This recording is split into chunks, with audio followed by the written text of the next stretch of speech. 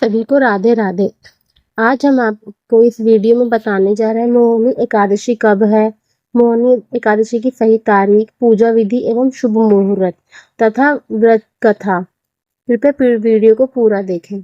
पौराणिक कथाओं के अनुसार मोहिनी एकादशी के दिन ही भगवान विष्णु ने मोहिनी अवतार लेकर राक्षसों को वश में किया था। इस व्रत में कैसे की जाती है श्री हरि की पूजा जानिए। सनातन धर्म में भगवान विष्णु को समर्पित एकादशी का व्रत हर माह में 2 बार आता है। हिंदू पंचांग के अनुसार साल में पड़ने वाली 24 एकादशियों को सभी तिथियों में महत्वपूर्ण कहा जाता है।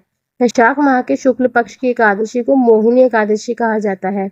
इस दिन भगवान विष्णु के मोहिनी अवतार की पूजा की जाती है और उनके निमित्त व्रत रखा जाता है। कहा जाता है कि जब समुद्र मंथन के समय अमृत कलश के लिए देवों और दानवों के बीच युद्ध चल रहा था, तब भगवान विष्णु ने मोहिनी अवतार लेकर दानवों को मोहित कर लिया था और अमृत कलश लेकर उनसे देवताओं को दे दिया था। इसलिए मोहिनी एकादशी पर भगवान विष्णु के मोहिनी अवतार की पूजा की जाती है। इस बार मोहिनी एकादशी किस दिन पड़ रही है, चलिए जानते हैं तथा इसकी पूजा विधि।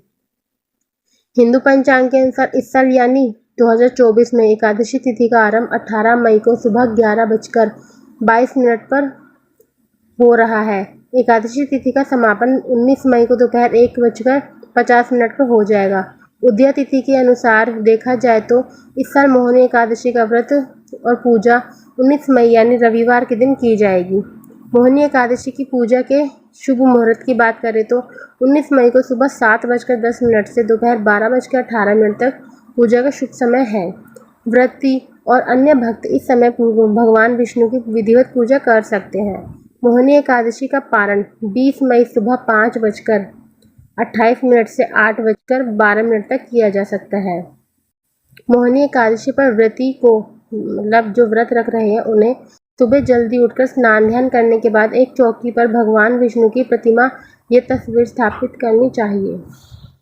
इसके पश्चात भगवान को स्नान करवाएं और उनको पीले वस्त्र पहनाएं। इसके बाद चंदन का तिलक लगाकर उनके सामने धूप और दीप प्रज्वलित करें। एकादशी के व्रत का संकल्प करते हुए तुलसी दल, नारियल, फल और मिठाई अर्पित करें। पंचामृत चढ़ाएं और भगवान जी की आरती करें। इसके पश्चात ओम नमो भगवते वासुदेवाय मंत्र और विष्णु सहस्त्र नाम का जाप करें। इसके बाद आप गरीबों को दान करें और भोजन करवाएं। कहा जाता है कि मोहिनी एकादशी के दिन भगवान विष्णु की विधिवत पूजा के साथ साथ दान करने से जातक को समस्त सांसारिक पापों से छुटकारा मिलता है और मोक्ष की प्राप्ति होती है। इस दिन व्रत करने से 1000 योगों का फल मिलता है। व्रत के प्रताप से व्यक्ति मानसिक, वाचिक, सांसारिक दुविधाओं से मुक्त होकर लक्ष्मी नारायण की भक्ति कर पाता है। शास्त्रों के अनुसार एकादशी व्रत के दौरान कथा का विशेष महत्व होता है।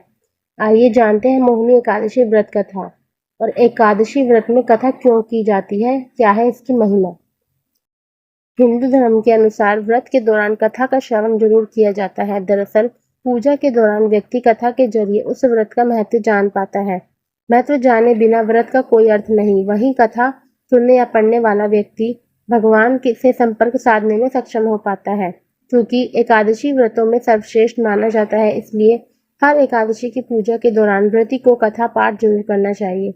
इससे विष्णु जी की कृपा प्राप्त होती है। मोहिनी एकादशी व्रत कथा। प्राचीन समय में सरस्वती नदी के किनारे भद्रावती नाम की एक नगरी में द्युतिमान नामक राजा राज्य करता था। उसी नगरी में एक वैश्य रहता था जो धन धान्य से पूर्ण था। उसका नाम धनपाल था। वह अत्यंत धर्मात्मा और नारायण भक्त था।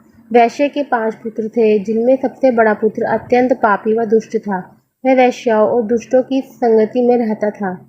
बुरी संगत में पापी बना बेटा।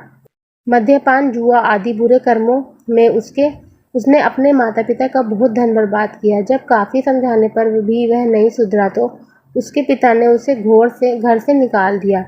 वह अपने गहने और वस्त्रों को बेचकर अपना गुजारा करने लगा। धन खत्म हो जाने पर उसके दुष्ट साथी भी साथ छोड़कर चले गए।